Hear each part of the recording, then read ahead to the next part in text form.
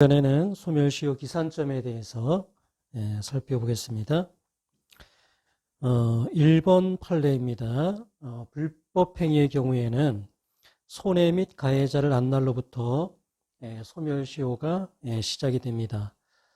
그런데 어떤 가해 행위가 있고 그 피해가 현실화되는데 시간적 간격이 있는 그런 경우가 있습니다. 자, 그때는 이 불법행위의 단기 소멸시효가요, 손해가 현실화된 것을 안 날로부터 진행된다라는 것입니다. 그래서 이제 요 사안의 경우에는 어떤 아주 나이가 어린 만 15개월 어떤 아이가 이제 어떤 교통사고로 뇌 손상을 이제 입었습니다. 그리고 이제 그게 피해가 현실화될 때까지 상당한 시간이 이제 지났습니다. 그래서 만 6세가 됐을 때 의학적으로 언어 장애 진단을 받았고요. 또 소송 진행 중에 인지 장애 진단이 이제 내려졌던 그런 사안입니다. 그런 경우에는 어떤 교통사고가 발생한 날부터 바로 단기 소멸시효가 진행되는 것이 아니고 그 현실적인 손해가 어떤 발생된 그때부터 소멸시효가 진행된다라는 것입니다. 그래서 이제 그 판례를 보면은 피해자의 나이가 이제 어린 경우, 또 손상된 부위가 뇌나 성장판과 같은 경우, 또 치매나 인지장애 뭐 이런 경우에는 어떤 가해 행위가 있고 그게 현실화되는 때까지 시간이 걸릴 수 있다 이거예요. 그리고 그거를 자기가 인식할 때까지 이게 손해가 현실화됐구나 라는 것을 알기까지 어느 정도 이제 간격이 있을 수 있다 이거예요. 특별히 이제 좀 전에 예를 들었던 나이가 어리다든가 또 손상 부위가 뇌 쪽이라든가 또 어떤 현실화된 손해가 치매나 인지장애 그런 경우에는요, 조금 더 완화해서 단기 소멸시효의 기산점을 잡을 필요가 있다라는 판례입니다. 자, 그 다음에 이제 2번 판례는요. 자, 이 경우에도 이제 불법행위란 손해배상 청구권에 있어서의 단기 소멸시효의 기산점이 되는 손해 및 가해자를 안 날에 대해서 이제 판단한 그런 판례입니다. 그래서 이제 어떤 갑이 이제 임차인인데요. 을이 이제 임대인입니다. 근데 어떤 어떤 건물에 어떤 화재가 이제 발생을 했는데요. 그래서 이제 요 병이 먼저 이제 을을 상대로 임대인의 이제 수선 의무 위반을 이유로 어떤 손해배상 청구를 이제 했습니다. 그래서 이제 요 임차인 병이 1심에서 이제 승소를 했습니다. 이제 요 갑도 을에 대해서 이제 요 손해배상 청구권을 가지고 있다. 이가 불법행위.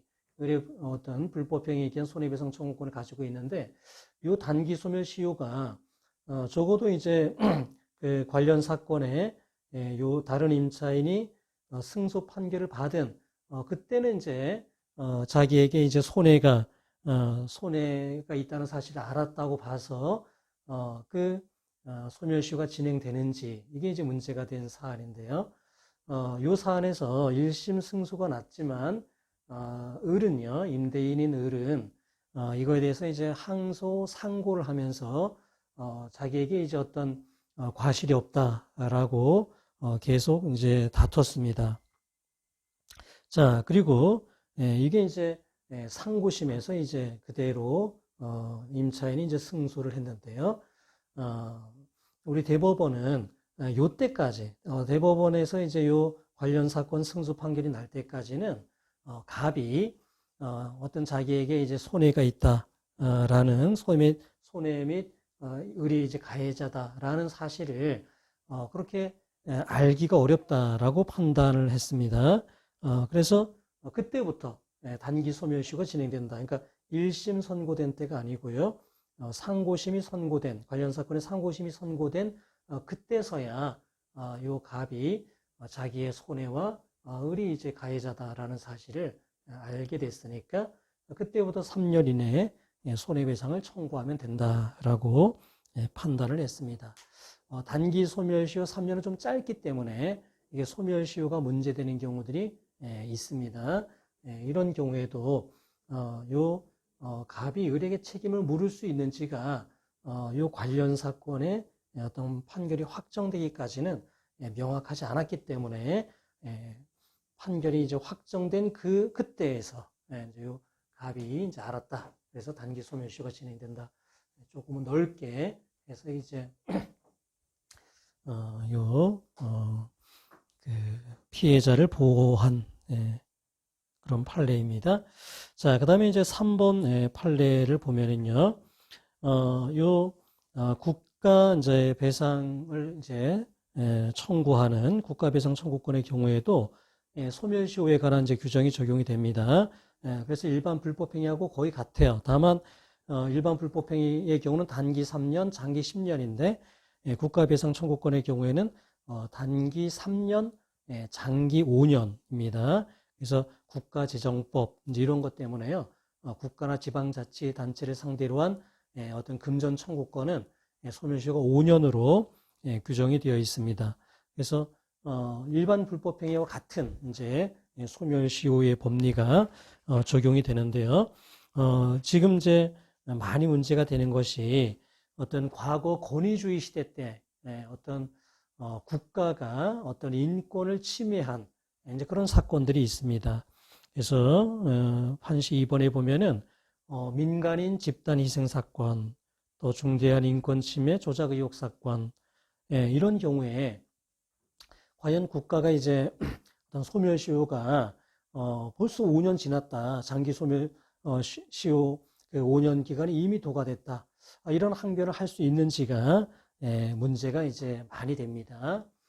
이거에 대해서 이제 우리 대법원의 입장은 그러한 소멸시효 항변이 신의 측에 반한다라고 하면 이제 인정하지 않는 그 시효 항변을 받아들이지 않는 그런 쪽으로 이제 해결을 해 왔습니다. 근데 이제 신의 측이라는 게 약간은 좀 어떤 일반 조항이다 보니까 조금은 애매한 그런 것들이 이제 있었는데요. 요 헌법재판소에서는 어떤 국가의 기본권 보호 의무와 어떤 이제 또 위반되는, 그러니까 국가가 오히려 국민의 기본권을 보호해야 되는데 집단 학살을 하고 중대한 인권 침해를 하고 뭐 그런 경우에는 어떤 장기 소멸시효가 완성됐다라는 그 주장을 하는 것은 받아들이기 어렵다. 그래서 아예 객관적 기산점, 그때부터 5년이잖아요. 그러니까 어떤 실제 이제 객관적으로 어떤 장기 소멸시효, 그래서 5년이 적용되는 그거는 아예 적용되지 않는 것이 옳다. 이렇게 판단을 했습니다. 그래서 어떤 권위주의 시대 때 있었던 어떤 인권 침해, 어떤 그런 사안에 대해서는 단기 소멸시효는 이제 적용될 수 있지만, 그러니까 뭐 그때는 이제 알았으니까요. 피해자가 그 피해 사실을 알았으니까 그때부터 3년, 이거는 이제 합리성이 있지만은 어떤 장기 소멸시효, 객관적 기산점으로부터 5년, 그거는 적용할 수 없다 이거야. 아주 오래전에 있었다 하더라도 국가가 어떤 그거를 조작을 하고 또 은폐를 하고 그랬기 때문에 이런 경우에는 장기 소멸시효, 그거는 적용되지 않는 것이 옳다라고 어찌 좀 분명하게 그거를 판단을 했습니다. 그러니까 신의 측에 의한 해결이 조금은 애매하고 어떤 불분명한 그런 것들이 있었다면 이 헌법재판소에서는 아예 이제는 그 장기 소멸시효는 대상이 되지 않는다. 이제 이렇게 명확하게 판단을 했습니다. 그리고 지금은 이제 요 헌법재판소의 판단의 법리에 따라서 과거사 사건에 대한 판결이 이루어지는 것으로 보입니다. 자, 그거에 대해 이제 36페이지 보면은 일부 반대하는 이제 재판관들이 있었는데요. 이거는 어떤 대법원의 법 해석, 이제 그거를 이제 문제 삼는 거에 지나지 않는다. 그래서 어떤 재판 소원이 금지되는 어떤 헌법재판소 취지에 어떤 맞지 않는다. 이걸 위헌으로 하는 것은 그러니까 대법원의 해석과 다른 이제 그거를 이제 어떤 그 구하는 어떤 취지에 지나지 않기 때문에 이거는 그 부적법하다. 이거를 헌법 재판하는 것은 부적법하다. 그런 의견도 있었습니다. 자, 그 다음에 이제 4번 판례입니다. 자, 어떤 부동산을 이제 그 매매 계약을 체결했어요. 그래서 매수인이 매도인에 대해서 소유권 이전 등기 청구권을 이제 가진다 이거야. 그 소유권 이전 등기 청구권, 그것도 이제 10년의 시효 기간이 이제 진행이 될 텐데, 만약 매매 계약에 기해서 그 목적물을 인도받아서 계속 점유하고 있다면, 이 경우에는 권리에 잠자는 것은 아니다라는 겁니다. 그래서 이 경우에는 소멸시효가 진행되지 않는다라는 게 우리 대법원의 이제 입장입니다. 자, 그 4번 판례는요. 만약에 A가요, 이거를 이제 이렇게 B에게 이제 매도를 했습니다. 그런데 B하고 C하고 이렇게 명의신탁 약정을 해서 이거를 이제 이렇게 C 앞으로 이렇게 등기를 했다. 3자간 명의신탁이라고 하잖아요.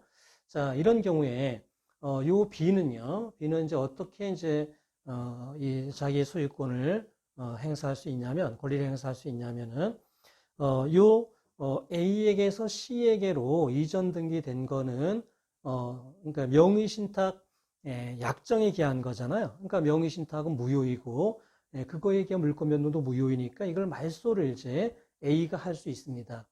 그리고 B는 요 A와의 매매 계약의 이제 당사자이기 때문에 B는 A에 대해서 이제 소유권 이전 등기 청구권을 가지잖아요. 그래서 요 소유권 이전 등기 청구권을 보존하기 위해서 채권자 대위권에 의해서 말소를 구할 수 있는 거예요. A를 대위해서 C에게 말소를 구하고 그 다음에 자기 앞으로 이전 등기를 구할 수가 있습니다.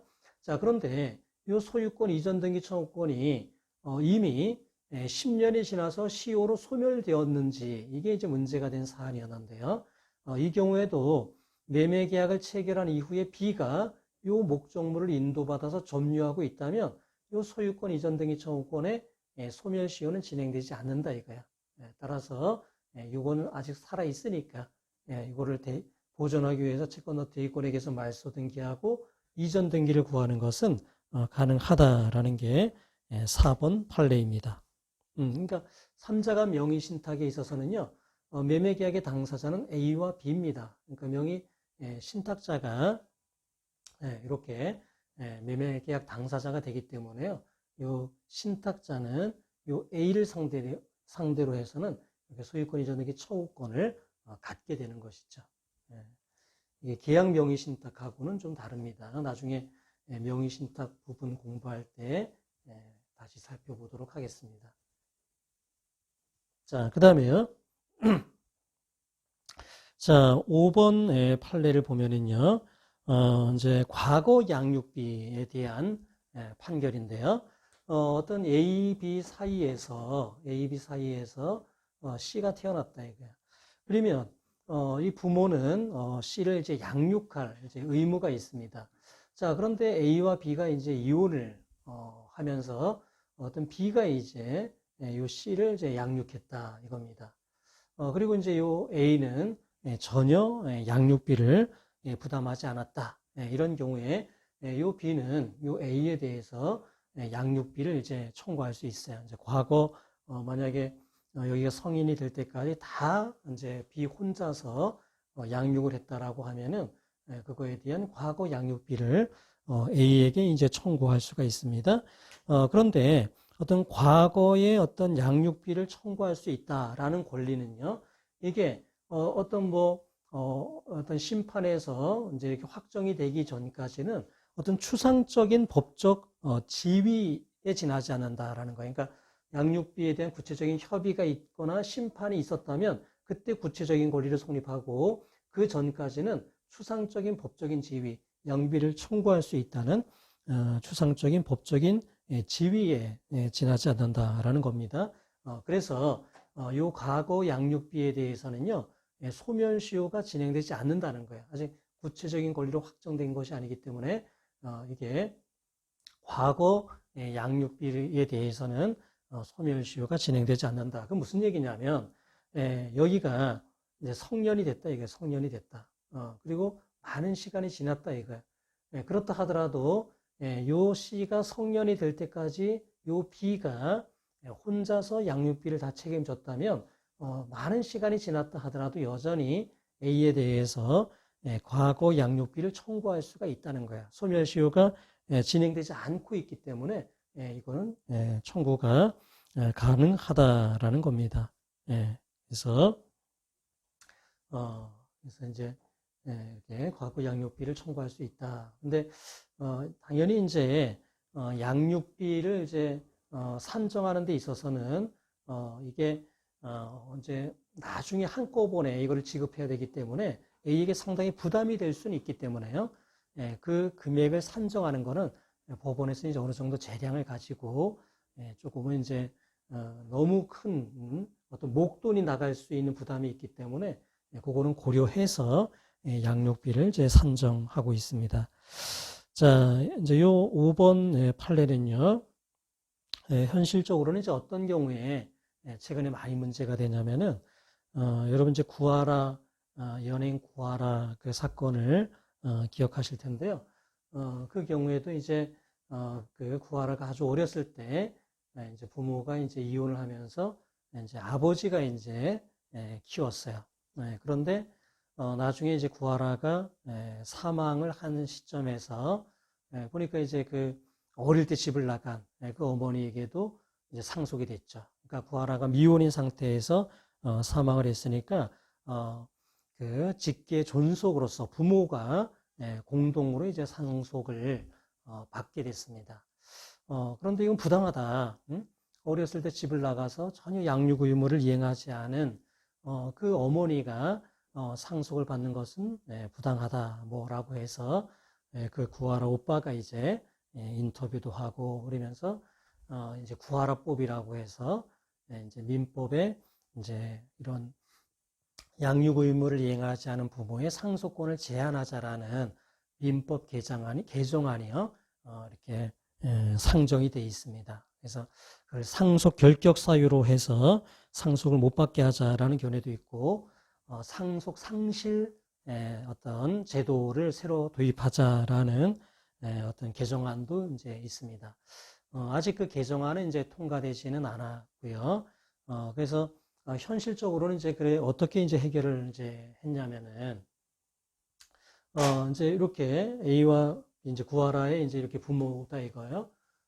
근데 이제 이 아버지가 이제 이렇게 키웠어요. 이제 어머니는 이제 어릴 때 집을 나갔고 똑같이 이제 상속을 받으니까 이게 구하라 재산이 이제 몇십억이 될 텐데 이렇게 부당하다 이거예요. 그래서 먼저는 이제 뭐를 이제 인정을 했냐면은 상속 재산 이제 분할에 있어서 요 A에게 이제 기여분이 있다. 이제 이거를 이제 인정을 했습니다.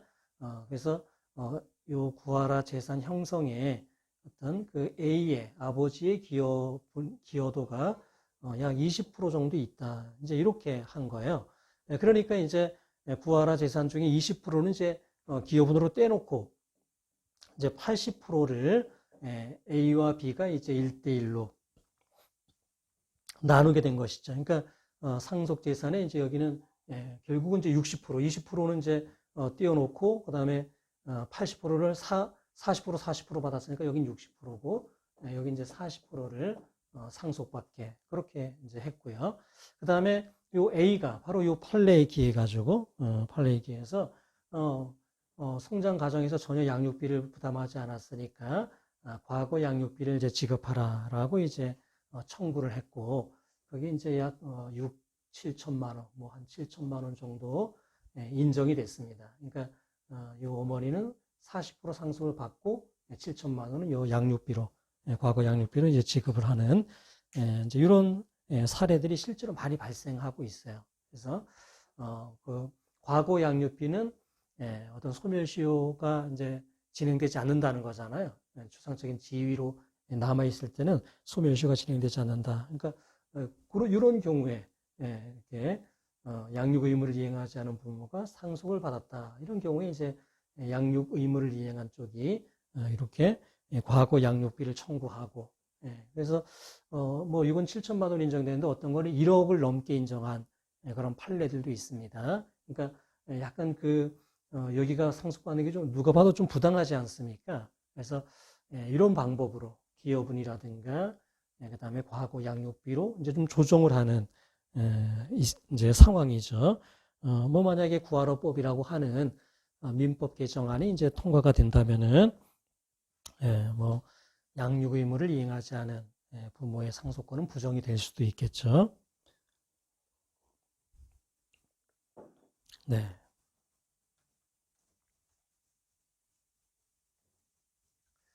그래서 아주 최근에 아주 핫한 주제의 이제 어떤 사건, 부하라 사건에 이제 또 요 5번 대법원 판례에 어떤 문제가 있었습니다.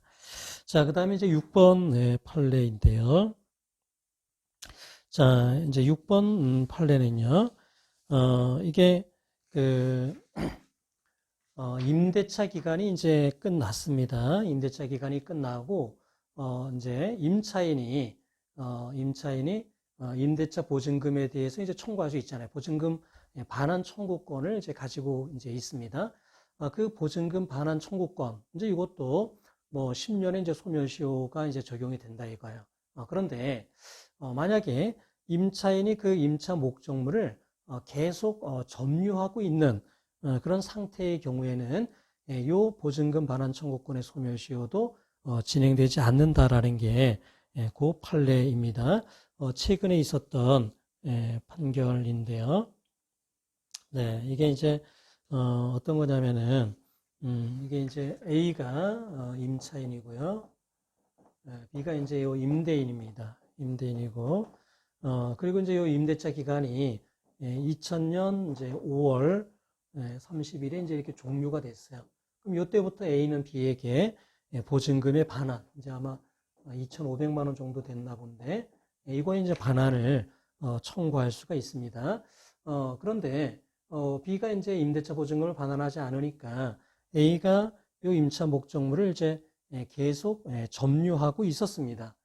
그러고 A가 이제 B를 상대로 소를 제기한 거는 2014년 4월 20일에 소를 제기했고요. 소제기 이후인 2015년 6월에 요 건물을 이제 인도해 줬어요. 이게 요 인도해 주는 시점에서는 소유자가 이렇게 C로 바뀌었기 때문에 C에게 인도를 해 줬습니다. 근데 임대차가 종료된 때부터 이제 10년이 지나서 소멸시효가 완성된 것이 아니냐, 이게 문제가 됐는데 인도해 준 게 이제 그 이유잖아요. 그러니까 그때까지는 계속 점유를 하고 있었다, 이게 임차 목적물을. 그렇다면 요 임대차 보증금에 대한 소멸시효는 진행되지 않는다라고 봤습니다. 그래서 이렇게 임대차 기간이 끝난 이후에 어떤 임차 목적물을 계속 이제 점유하고 있다면은 보증금 반환 채권에 대한 권리 행사는 계속되고 있는 것으로 봐야 된다. 그래서 소멸시효가 진행되지 않는다라고 판단을 했습니다. 네, 그래서 이제 어떤 판례 논거 중에요, 이런 게 있어요. 만약에 이게 소멸시효가 진행이 된다라고 하면, 이제 10년이 지나면 이제 요 임대차 보증금은 이제 소멸하잖아요. 그런데 요 임대인은 소유권에 기해서 반환 청구를 하기, 소유권에 기한 건 또 소멸시효가 적용 안 되잖아요. 그러니까 이게 형평에 맞지 않는다 이거예요. 임대인은 임차 목적물을 이렇게 시효가 진행되지 않아 가지고 그냥 반환을 받을 수 있는데, 요 임차인만 요거를 못 받게 되는 거는 형평에 맞지 않는다. 이제 이런 논리를 전개했는데요. 어쨌든 이제 어떤 임차인에 대한 보호, 이런 것을 이제 강화하는 취지에서 이런 판결이 선고된 것으로 생각이 됩니다. 이것도 아주 의미 있는 판결이다라고 생각이 됩니다. 자, 그 다음에 이제 시효 기간에 대해서 살펴보겠습니다. 이제 시효 기간은 제가 전 시간에도 얘기를 했지만은, 우리나라의 이 민법은요, 아직까지 시효 기간을 이제 통일하지 않았어요. 그래서 매우 다양한 소멸시효 기간이 적용이 됩니다. 민사채권 10년, 상사채권 5년, 그 다음에 뭐 3년짜리도 있고 1년짜리도 있고, 이제 그렇게 돼 있는데, 이게 사안에 따라서 분명하지가 않아요. 이게 과연 민사채권인지 상사채권인지 또 불분명한 경우도 있고요. 또 본질적으로는 같은 채권인데 왜 이렇게 시효기간에 차이가 있느냐. 어떤 역사적인 이제 의미는 있었지만 현재 와서는 그 어떤 채권의 시효기간에 큰 차이를 두는 것이 과연 정당하냐, 그런 문제도 있기 때문에 우리 민법도 이제 조속히 시효기간을 이제 통일할 필요가 있다라고 생각이 됩니다. 그래서 시효기간에 관한 이제 판례들을 보면은요, 뭐 실무상 보면 굉장히 많거든요, 문제되는 게. 근데 딱 납득이 잘 안 되는 판례들이 있습니다. 뭐 어찌 보면 이제 귀에 걸면 귀걸이, 뭐 코에 걸면 코걸이, 뭐 그런 느낌이 드는 그런 판례들도 있다라는 것이죠. 1번 판례입니다. 거기 보면 이제 이제 상인이라는 게 나오는데요. 점포 기타 유사한 설비에 의해서 상인적 방법에 의해서 영업을 하는 그 사람을 이제 의제 상인이라고 하는데, 이 의제 상인의 행위에 대해서는요, 상사 소멸시효 등 상행 행위에 관한 통칙 규정이 적용이 됩니다.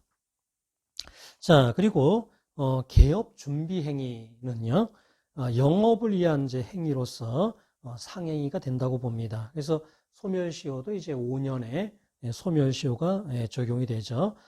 개업 준비 행위라는 게 분명한 것들이 있습니다. 뭐 상호 등기를 한다든가, 개업 광고를 한다든가, 뭐 간판 부착을 한다든가, 이제 그런 이제 개업 준비 행위를 하면서 생긴 어떤 그런 채무들이 있다. 그런 경우에는 상사 소멸시효가 적용되는데 이제 문제가 없겠죠. 자, 그런데 영업을 준비하면서 차입을 한다, 돈을 빌린다. 그거는 어떤 돈을 빌린다는 것만 봐가지고는 그게 개업 준비 행위인지는 분명하지 않아요. 뭐 간판, 광고, 뭐 개업 광고 이런 거는 딱 겉으로 객관적으로 봐도 개업 준비 행위지만 돈을 빌리는 거는 명확하지 않죠. 그래서 이 경우에 우리 대법원 판례는 뭐라고 보냐면은 어떤 돈을 빌리는 사람이 영업을 이제 어떤 위한 준비 행위로서 빌리는 거였고, 또 중요한 게 뭐냐면 상대방도 그러한 것들을 인식하고 있었다. 그러니까 돈을 빌려주면서 저 사람이 지금 영업을 준비하면서 빌려가는구나. 그 사실을 알면서 빌려줬다면은 그 경우에는 상행위에 관한 규정이 적용이 된다라고 봤습니다. 그래서 판시 2번에 보면은요, 갑이 학원을 이제 하는 과정에서 영업 준비 자금으로 이제 돈을 빌린 거예요. 이런 경우에 상대방도 그런 사정을 알고 있었다면은 그거는 상사 소멸시효가 적용된다라는 게 1번 판례입니다. 자, 그다음에 이제 2번 판례는요. 어떤 이제 A가 어떤 이제 B에게 이렇게 돈을 이제 빌렸는데, 어떤 좀 전에 봤던 판례처럼 A가 이제 나중에 학원을 이제 운영할 이제 그 준비를 하는 과정에서 돈을 빌렸다. 그렇다면 이거는 영업 준비 행위로 볼 수가 있다는 거예요. 그런데 A가 자기가 직접 상인이 되는 것이 아니라, 만약에 이제 회사를 이렇게 이제 차린다 이거야. 그리고 그 회사에 이제 어떤 설립을 준비하는 과정에서 A가 이제 돈을 빌렸다. 그거는요, A가 직접 상인이 되는 게 아니고 어떤 회사에 이제 A는 임원, 뭐 직원, 이게 되는 거에 지나지 않죠. 따라서 이거는 영업 준비 행위로서 상사 소멸시효가 적용될 사안이 아니다라는 게 2번 판례입니다. 그러니까 판시 2번의 네 번째 줄에 보면은 다른 상인의 영업을 위한 준비 행위다. 갑이라는 회사, 다른 상인의 영업을 위한 준비 행위지 A 스스로 이제 상인이 되는 게 전제가 된 것은 아니다라는 것입니다. 그래서 판시 3번에 보면은요, 어떤 그 인도 블록 제조 공장을 이제 설립을 하면서 거기에 이제 어떤 뭐 대표가 될 사람이 이제 개인적으로 돈을 빌렸다 이거야. 그 목적은 요 인도 블록 회사, 요 이제 영업 이제 어떤 설립 준비를 하면서 빌린 거는 맞다 하더라도 A 스스로가 상인이 된 건 아니기 때문에요. 이거는 상사 소멸시효가 적용될 수 있는 것은 아니다 이렇게 봤습니다. 자, 그 다음에 이제 그 3번 판례입니다. 자, 3번 판례는요, 어떤 이제 갑 토지 위에 갑에 이제 이렇게 건물이 있어요. 갑 회사입니다. 그 다음에 이제 을 회사가 이제 요거를 이제 임차했습니다. 임대차해서 사용을 한다 이거야. 자, 그러면 둘 다 회사니까요. 뭐 여기에 어떤 차임이라든가 그다음에 보증금 반환이라든가 이런 거는 당연히 이제 상행위로 볼 수가 있겠죠. 자, 그런데 임대차 기간이 끝난 이후에도 을이 계속 임차 목적물을 사용하면서 부당이득을 하고 있다 이거야. 그러면 갑 회사가 차임 상당의 부당이득 반환 청구권을 갖는데 그거는 상사채권이냐 민사채권이냐 이게 이제 문제가 된 겁니다. 그래서 이거에 대해서 대법원은 이 부당이득은 어떤 그 둘의 거래에서 생기는 어떤 채권이 아니고 어떤 법정 채권이다 이거 민법 규정에 의해서 생기는 법정 채권이고 이 부당이득 청구권의 경우에는 어떤 정형적으로 또 신속하게 해결할 필요성이 있는 어떤 상거래 관계의 어떤 그런 채권으로 보기가 어렵다 이거야. 그래서 이 경우에는 그냥 민사 소멸시효 기간이 적용이 된다라는 판례입니다. 판시 1번이 이제 그렇고요. 그리고 이제 요 을 회사의 그 부당이득은 당연히 이제 건물 사용 부분에 대한 부당이득이 있겠고, 그 다음에 요 대지 사용분에 대한 부당이득도 당연히 이제 을은 해줘야 된다는 거예요. 자, 그런데 이게 이제 만약에 병해계로 토지 소유권이 넘어갔다면은 을은요, 요 건물 사용 부분에 대해서는 당연히 이제 갑에게 계속 부당이득을 이제 지급을 해야 되겠죠. 그러면 요 대지 사용 부분에 대해서는 어떻게 되냐 이거야. 대지 사용에 대한 부당이득은 갑에게 지급을 해야 되느냐, 병에게 지급해야 되느냐 이런 문제가 있습니다. 이거에 대해서 판시 2번은 뭐라고 얘기를 했냐면은 요 대지를 점유하는 건 누구냐 이거예요. 건물 소유자가 토지는 점유하고 있다고 봅니다. 그러니까 요 병에 대해서는요, 갑이 어떤 부당이득을 하고 있는 거예요. 그러니까 병은 요 갑에게 부당이득 반환 청구를 할 수 있거든요. 그러니까 갑은 을로부터 요 대지 사용에 대한 부당이득금을 받아서 갑이 병에게 지급을 해야 되기 때문에 을 회사 입장에서는요, 여전히 갑에게 부당이득을 해주면 된다라는 게 판시 2번에 나와 있는 겁니다. 자, 그 다음에 이제 그 4번 판례입니다. 자, 4번 판례는요, 어떤 이제 보증을 섰을 때 주채무와 보증채무의 소멸시효 기간은 다를 수 있다 이거야. 주채무와 보증채무의 소멸시효 기간은 다를 수 있다. 라는 것입니다. 그래서 이제 A가 B에 대해서 이제 물품대금 채권이 이렇게 있어요. 그리고 그거에 대해서 이제 판결을 받아서 이게 이제 10년짜리가 됐습니다. 주채무는 10년이에요.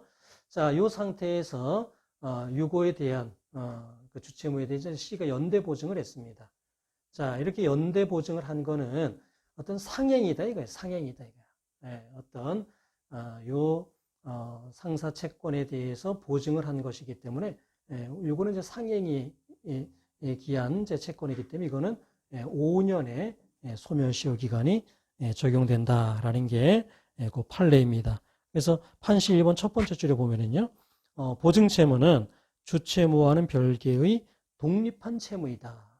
이건 주채무, 보증채무는 별개의 독립한 채무이기 때문에 시효 기간도 각각 별개로 정해진다라는 겁니다. 그래서 이게 10년짜리인 경우에 이 보증채무 이게 어떤 상행이 어떤 요 주채무 상사 그러니까 물품대금 채무에 대해서 보증을 한 행위라면 그건 상행에 해당하기 때문에 상사채권으로 시효기간은 5년이 된다라고 봤습니다. 자, 그 다음에 이제 5번 판례입니다.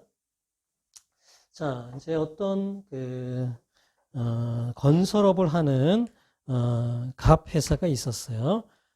그리고 이제 갑 회사가 어떤 건설 이제 어떤 공사를 하면서 거기에 투입한 인원들이 어떤 리조트에 이제 리조트에 뭐 객실을 이제 사용을 하고 또 식당을 이제 이렇게 사용을 했습니다.